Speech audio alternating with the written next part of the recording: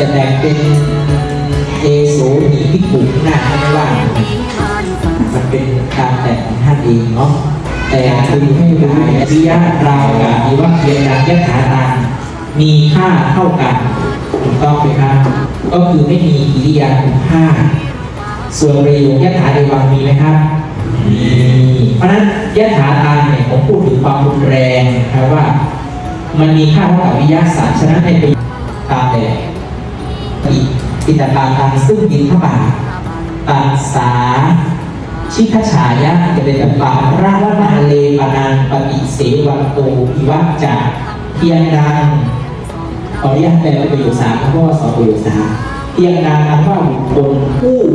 ป่วยหรือผู้เป็นแผลคือเยียวยาตัวบุคคลที่เป็นสำนวนเขาก็เลยไม่ได้เอามาหมดทั้งตัวเขาเอามาแค่ตัวซึ่ง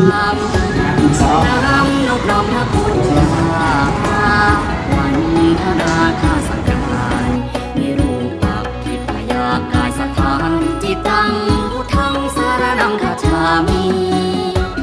เนตาลี